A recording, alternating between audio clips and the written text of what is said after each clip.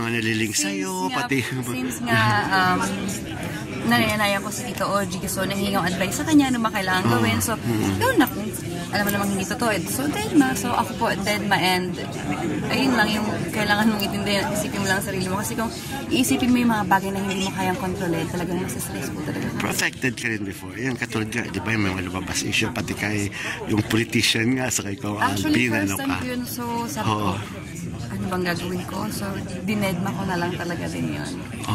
Kasi parang mas okay nga, kagaya nga po ng sabi niya kanina, mas okay yung tahimik na lang. Tahimik lang. Oo. Kasi kahit ano namang papaliwanag mo, parang hindi naman sila maniniwala sa'yo. Lahat pa rin may sagot. So, mas pinili ko na lang pong manahimik. At hayaan mo na lang sila kung gusto lang paniwalaan. Sabi nga po ni Direk Coco, advice sa akin, parang, hayaan mo sila mag-isip kung ano talagang totoo, maging mysterious sila hanggang pagtagal, hindi na alam kung ano talaga. So sabi ko, ayun, sige po Direk, thank you po sa mga advice kasi first time ko talaga yun. At saka nung panahon kasi yun, taking ako ng Batang Quiapo. So okay naman yun. Pero marami ba talaga, may mga naliligaw si before, lalo ng mga politicians, may mga, meron naman talaga nagpaparamdam sa'yo or ganyan? Siguro yung mga kakilala ko lang din. But you're not dating or ngayon nasa ano? Since kakatapos ko lang ng kakagraduate ko lang. So parang mas mag-focus ako habang wala pong work. Pero meron pong ginagawang sitcom ngayon and movie with Ai de las Alas. Sa edad ko po kasi ngayon, hindi na tayo pabata. So kailangan mas maging matalino ka. Isipin mo muna yung sarili mo.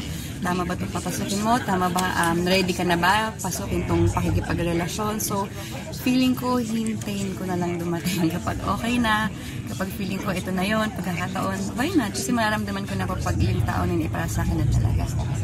Oo, pero hindi non-showbiz. Mas gusto mo non-showbiz. Parang mas tahimik yun. Oo, mas tahimik. Kahit ano naman po ibigay ni Lord. Basta pumamahalin at re-respetuhin ako.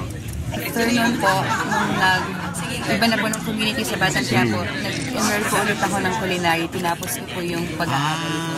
And so, chef ka na ba ngayon? Matatawag ko na po bang chef? Dahil kakagraduate ko lang last month lang po.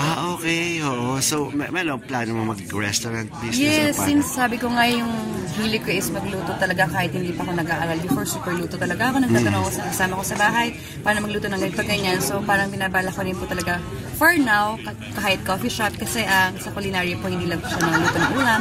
Meron din siyang baking, like pinaka-nagustuhan ko kung paano gumawa ng mga pizza, dough, sourdough, yung mga breads po talaga pinaka-nagustuhan ko. So baka po magtayo ako ng coffee shop.